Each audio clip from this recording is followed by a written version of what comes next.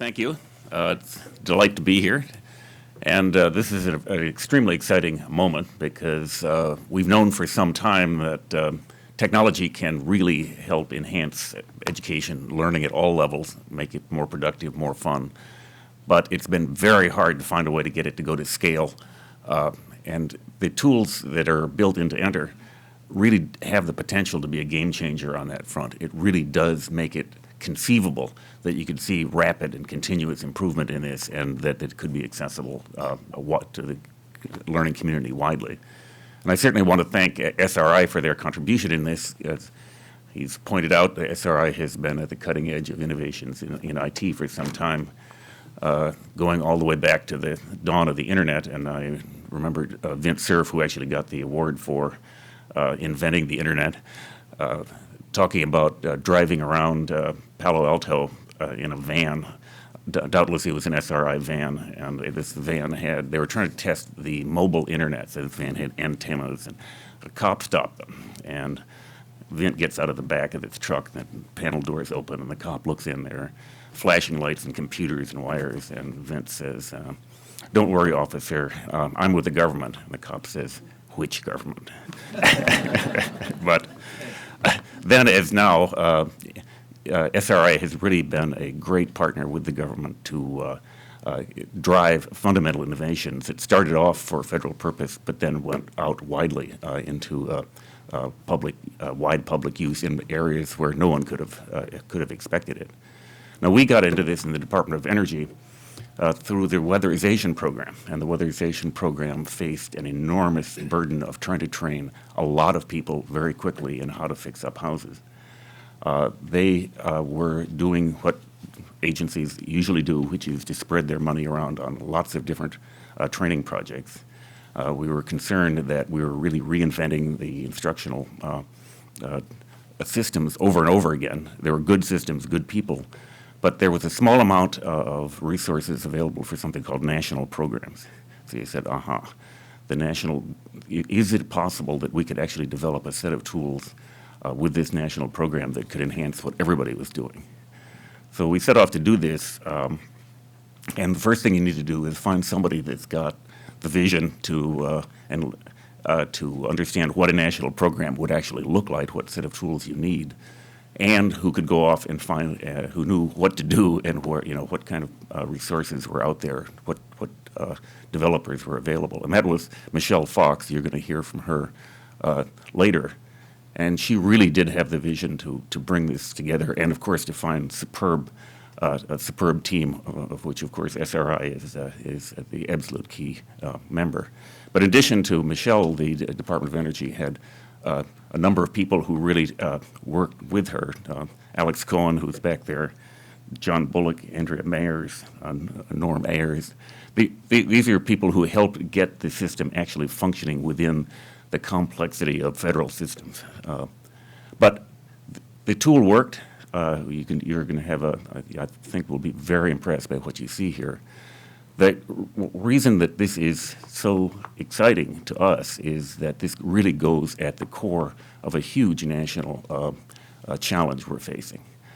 As you know, the President has put a very strong emphasis on trying to build an economy built to last.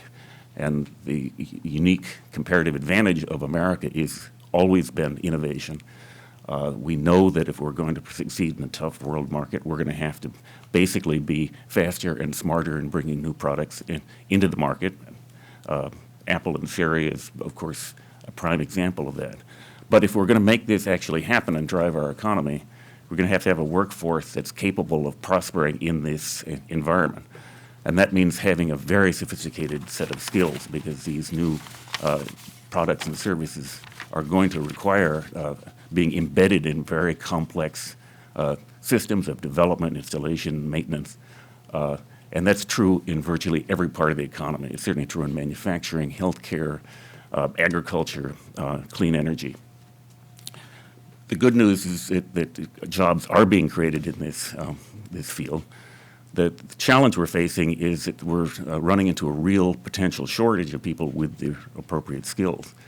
OSTP, my current organization, did some analysis the last few months, and most estimates suggest that we're going to be short about 1 million science, technology, engineering, and mathematical workers, specialists, over the next 10 years. That means we've got to increase graduation rates by nearly 30%. The Manufacturing Institute did a survey of skills requirements. They asked 1,100 U.S. manufacturers, and over 80% reported serious to moderate shortage in skilled workers. And we're having trouble keeping people in these training courses. And the challenges, by the way, are not just producing people initially in their career, but retraining people who are having to change careers, including, from our point of view, a very important challenge of training veterans that are coming out and giving them civilian skills. Now, the fact is that people are not staying in some of these technology-based fields that are really crucial. Only 40% of the students entering college with an interest in a STEM degree actually get one. And 19% of all BAs are given in STEM fields, and only 8% are working in STEM fields 10 years later. So why is this happening? Well, we know how to fix this problem. And repeated studies, including studies done by SRI, have shown that if you really want to keep people in these fields, you have to do things that go far beyond just lecturing at them. You need to have things that are engaging, where you participate, and feedback is continuous. You have to have things that treat you as an individual, not just as a member of a crowd. Now, one recent study found that the dropout rate in conventional lecture-based engineering courses was twice as likely to leave engineering and 3 times more likely to leave college as students given active learning assignments. And studies of active learning-based physics course recently showed a doubling of the rate at which people acquired knowledge. So we know how to train people. We know how to engage them and excite them. The problem is it's very hard to make a lot of these things go to scale. A lot of these engaging approaches require laboratory equipment, very fancy systems. Some of them are too dangerous. The lawyers have shut down most of the chemistry labs in high school. So the question is, how do you actually deliver the recommendations of learning science in a way that's affordable and scalable? Well, technology clearly can help. The simulations that you saw are certainly an example of the kinds of ways you can give people engaging experiences, things that can feedback immediately and tell you whether you have weatherized the house correctly or not. We know how to do tailored artificial tutoring. We know how to do performance-based testing and certification. We know how to do networking and tying developers and students together. But what the problem, again, has been that it's very expensive to build these tools. And the experience has been that if you have a lot of money, you can build something for a very specialized purpose, but it's very difficult to build these tools in a way that is scalable across the entire education landscape, from K through 12 through colleges and through corporate training. Now, that's why NTER is exciting, because NTER really has the potential to change the rules of the game here. It really makes it possible to imagine that somebody with a great idea of how to build an engaging course can actually do it, and do it in a way that they're concentrating on the subject matter and not all of the mechanics of building identity management, or finding a 3D authoring tool, or finding the resources you need to pull together. Now, one of the problems in the past has been that education technology has been developed as kind of a cottage industry. You've planted thousands of flowers, but most of these flowers wilt and fade and don't persist. So the opportunity here in NTER is you have a community that's able to build on a platform that's going to be continuously improved, it's going to be persistent, and the materials are going to be available over time. So that's why this is a game changer. one of the things that is a number of things are key here. One being that it's you can really imagine a community working together on something that is continuously improved by a community of people delivering the same course. It also means that you can continuously gather information from the system about what's working and what's not working, do research on it, and in fact, fix the things that aren't working as a team rather than as an individual. It's built to support learning at all, initially built to support training, of course, but the tools are clearly capable of teaching at all levels in virtually every subject, and in fact, you'll hear from a number of the people who are using it. The ability to reuse materials is key, and you have to find out not only, of course, you need to locate the things you need from 3D objects to whole curricula packages. Tools are built in to accomplish that. It's also got a unique way of allowing you to deliver things that are free, but also deliver things that you pay for, because it does have commercial capabilities. And one of the interesting experiments that will be naturally run on this platform is to see how the community actually decides to use this. Some of it is going to be built as free instructional materials. Others are clearly going to be built to deliver paid-for courses. And what the combination is going to be interesting to observe. But a really key thing that makes this possible is that NTER is open source. And open source means that the entire code is free, inspectable. The security people actually have decided that they like open source because they can actually look at every line of code.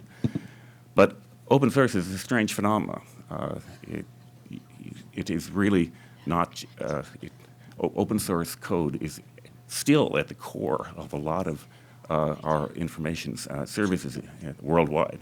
When you think about Apache or Firefox or Unix, these things are not toys run by hackers. These are at the core of the information technology, and they're the foundation of huge profitable businesses. So the open source phenomena, it turns out, is that there are places in the economy where open source development turns out to be the preferred way of building software.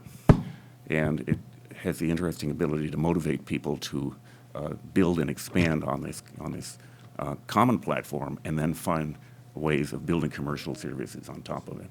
So this is a very interesting experiment here. It seems to me that this is a community that really can benefit from open source. And of course, NTER itself was built, one of the reasons it was possible to build 1 million lines of code is that a lot of the components were already being built as open source packages by other communities that continue to persist in doing things like maintaining the identity management software. So this will be, this is really one of the key things to making this system work and scalable and persistent, is to get a community of people who want to engage in this. Now, if you look to the future, there are a lot of things that are going to be added to this.